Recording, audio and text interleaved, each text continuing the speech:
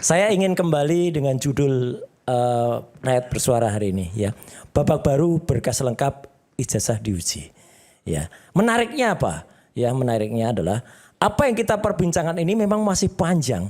Kalau itu benar-benar pengadilannya itu adalah pengadilan yang benar-benar jujur dan terbuka. Tadi sudah jelas. Ada kemudian fakta-fakta baru yang diungkapkan dari dulu loh itu padahal. Ketika Bitor Suryadi waktu itu dan bahkan Widodo pun pernah dihadirkan di sini. Ini tidak respons polisi. Tidak kemudian mengambil. Kalau fair harusnya orang-orang itu dipanggil. Diperiksa. Persis ketika Pasar Pramuka waktu itu entah dibakar entah terbakar. Itu ada 8 orang yang sudah diperiksa. Sekarang sebenarnya berkas itu masih ada kalau mau dicari. Bisa juga dikejar. Siapa tahu di antara 8 orang itu ada kaitannya. Dan saya 8 orang yang dulu ikut terlibat dalam pembakaran Pasar Pramuka, terbakarnya Pasar Pramuka. Nah, tahun berapa ditahan itu 2012. Kalau 2015. 15. Nah, Oke. 2014 juga. Nah, artinya ada. Itu bisa dijadikan saksi menurut Om? Betul, itu satu. Yang kedua, banyak banget. Misalnya soal ijazah ini aja. Hadirnya ijazah itu tidak bisa ijazah itu ansih lahir. Karena orang yang ikut serta kuliah benar, ijazah itu muncul dari semua bukti yang ada. Tadi betul dikatakan bahwa semua sudah diperiksa. Kita akan lihat dalam gelar perkara di Mabes Polri tanggal 22 Mei 2020. Semua bukti itu adalah sarjana muda. Tidak ada sarjananya. Sebentar, di semua bukti? Sarjana muda yang ditampilkan Pak Dirtipidum waktu itu. Oke. Itu Pak sarjana Juandani, muda. Pak Juandani. Pak Juandani waktu itu. Oke. Dan bahkan ini tidak mungkin muncul kalau nggak ada soal KKN dan lain sebagainya. Bentar, kan yang ditampilkan sama seperti yang Mas Roy punya. Betul, tapi sarjana kan mudanya di mana? Ada faktor-faktor pendukungnya. Nilai-nilai yudisium dan lain sebagainya. Itu ditampilkan di belakang Pak Juandani. Oh, jadi misal MKDU dan segala macam ya. itu. Terus bukti KKN. Ketika sidang CLS di Solo misalnya, teman-teman KKN-nya tidak mengenal orang yang ada di foto ini. Padahal ini adalah foto yang tidak jauh dari KKN. Kalau Jokowi mengatakan KKN-nya awal 85 atau 85 awal. Kemudian lulusnya November 85. Itu dia mesti teman-temannya pasti kenal. Dia tidak kenal sama sekali. Gak ada yang kenal dua ibu-ibu itu. Itu gak ada yang kenal. Bahkan ada cerita lucu. Jokowi main gitar listrik di desa yang tanpa listrik segala waktu itu. Itu kan lucu Pan, kayak gitu. Terus masih banyak lagi, belum lagi soal skripsi yang berulang kali saya katakan. Saya tidak mengulang-ulang, tapi ini fakta yang tidak ditindaklanjuti. Bagaimana yang namanya Aida Greenberry, putri dari Profesor Ahmad Sumitro, yang kemudian menyatakan Aida itu bukan tanda tangan ayah saya.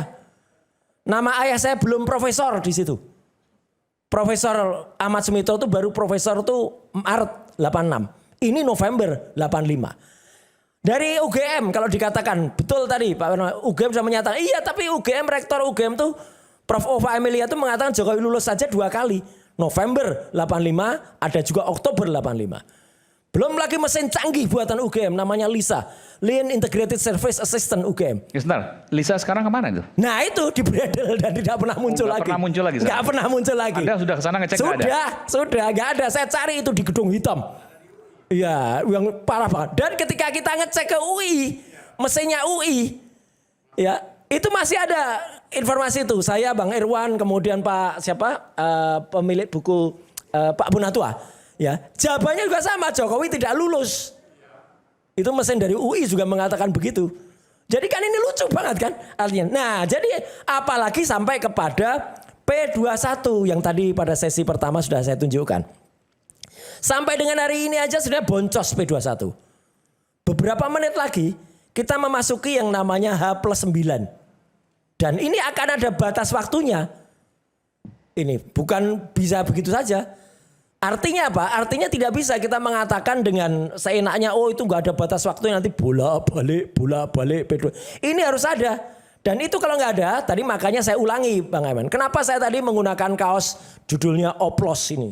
Nah, tadi itu hubungannya juga dengan hari ini ketika BBM naik ya. Makanya orang banyak mengoplosan. Perkara ini ya itu sudah jelas juga dioplos. Tadi apakah betul kata Bang Asam ini ya? Itu kan pertanyaan juga. Ini persoalan Pidum atau persoalan Pitsus? Ya, gitu.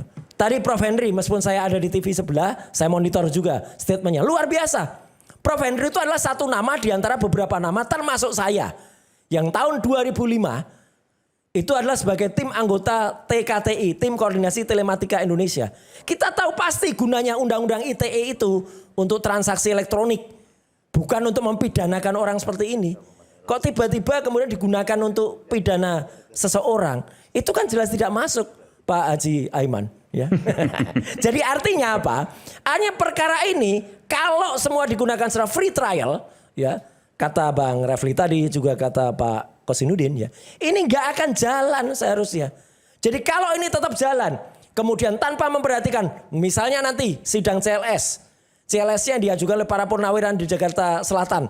Misalnya nanti terbukti ada kesalahan di Polda Metro, apa jadinya? Ini kayak Sengkon dan Karta. Kami sudah dipidana, tapi ternyata pemidananya salah. Termasuk juga yang dilakukan oleh Lecumanan tadi. Ya, Lecumanan mengadukan saya dengan terlapor namanya organisasi Pradi Bersatu. Organisasi kok punya perasaan, punya peranaan, ya nggak bisa. Jadi artinya apa? Persoalan ini tidak boleh buru-buru kemudian disidangkan. Ya, semua harus dicek dulu. Makanya tadi judul hari ini benar. Tidak ada yang namanya P21 ini kalau itu benar dilakukan. Maka Bang Aiman, Bang Haji Aiman, saya ingin menutupi ini bahwa jangan cepat-cepat kemudian orang seenaknya saja mengatakan, apalagi dari sebelah mengatakan penjara, bahkan bakar Kejati. Ya, sekali lagi saya katakan itu rekamannya tadi saya cek lagi tuh ada tuh si Fritz Alorboy itu duduk di belakangnya Andi Darmawan ini yang katanya semangat, nggak ada semangat. Itu jelas kata semangatnya nggak ada dan klarifikasi beliau nggak ada di rekaman baik di YouTube maupun di sudah saya cek tadi beberapa tadi ngecek 3 YouTube tadi. Nggak ada tuh klarifikasi, bohong lagi nih gitu. Ya, membakar Kejati. Ya. Ada katanya apa? Nggak ada, mana linknya? Ya, pakai dong. Intinya gini. Itu 1 jam lebih. Ya mana di YouTube-nya mana? Nanti saya kirimkan. Kalau ada ada di Bung Aiman loh. Aduh. Karena yang meliput iNews ya. Nggak ada di Bung di iNews yang meliput loh. Ada iNews tidak ada. Jangan bilang saya bohong. Ada. Di iNews tidak ada perkataan mengklarifikasi bahwa itu sudah semangat. Ada. Saya sampaikan terima kasih semangatnya. Membakar semangat saya sudah katakan kok. Nggak ada. Nah, last but not least ya. Makanya saya mau bahwa beredar terakhir juga, ini silahkan dikonfirmasi tadi di sebelah ya, itu terkonfirmasi juga bahwa itu nggak ada kalau Jokowi itu menandatangani surat kalau dia nggak mau datang. Moga-moga itu dilakukan. Maksudnya apa? Jokowi memang harus hadir. Yang di Jakarta Selatan maksudnya? Bukan, ya di Jakarta, bukan di pengadilan yang nanti akan nanti, ada. oke. Ya. Itu moga-moga dia tidak seperti biasanya. Dia kan biasanya gitu, saya hadir tapi tidak. Belok kiri tapi kanan. Sudah tapi belum. Saya punya ijazah asli tapi palsu. Sekian, terima kasih. Wassalamualaikum warahmatullahi wabarakatuh. Ada yang mau tanggapi dulu? Enggak? Oke. Pak Ugro, sedikit aja silakan Pak, tambahan. Buat penutup tausiah dari Pak Ugro untuk kita semua. Enggak, sedikit saja. Jadi surat perintah penghentian penyidikan itu sebelum diterbitkan kan ada dasar RC tadi ya. Iya. Itu biasanya digelar dulu. Kan bukan keputusan satu orang penyidik, itu keputusan gelar. Nah, kalau sudah dihentikan penyidikan, berarti berkas itu tidak mungkin akan maju ke penuntutan atau pengadilan, ya kan? Kenapa? Karena itu sudah memang benar-benar dihentikan penyidikannya.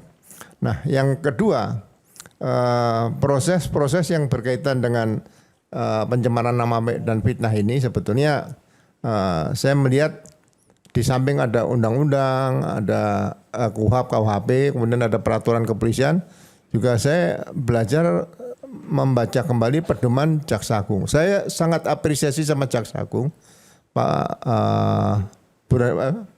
Burhanuddin ya. Pak Burhanuddin ini persis tanggal 2 Januari 2026 beliau terbitkan namanya Pedoman Kejaksaan Republik Indonesia nomor 1 tahun 2026. Jadi bersamaan dengan diberlakukannya KUHP dan KUHP tadi. Nah, di situ di pasal di bab 3 nomor 43, ya kan? Ini berkaitan P21 tadi. Kalau dalam pernyataan di Reskrim itu menyatakan bahwa sudah koordinasi dengan jaksa dan kata-katanya tidak perlu dilengkapi lagi. Tidak ada berkas lengkap loh. Saya dengar ya. Nah, sebetulnya kata-kata ini hanya bisa diucapkan oleh seorang jaksa. Berkas sudah lengkap, secara lisan boleh. Dan 2 hari setelah menyatakan itu, 2 hari kerja harus segera terbitkan P21. Nah, apabila 14 hari P21 tidak dipenuhi oleh pihak penyidik, perkara tadi SPDP, surat pemberitahuan dimulai penyidikan dan berkas perkara dikembalikan lagi kepada penyidik dan harus diterbitkan SPDP baru dan sprindik baru. Ini aturan-aturan norma yang harus ditepati semua, ya kan? Jadi jangan sampai bahwa pedoman Jaksa Agung itu tidak berlaku. Ya, Jaksa Agung prestasinya sudah luar biasa. Jadi saya kira hal-hal yang berkaitan dengan aturan waktu 14 hari, 7 hari dan semuanya ini harus dipatuhi. Bayi di kandungan aja 9 bulan lebih 10 hari. Bisa nggak dibikin 18 bulan lebih dari 20 hari? Kan nggak boleh. Ini contoh-contoh saja. Itu saja Mas Haji Aiman ingin saya sampaikan. Terima kasih Pak Jenderal Ugro. Terima kasih. Dan ini lahir dari Rakyat Bersuara. Kita tunggu nanti kepastiannya. Tentu jangan sampai ada salah menghukum. Tapi juga jangan sampai juga ada yang dikorbankan. Saya Aiman Wicaksono. Sampai bertemu pekan depan. Assalamualaikum.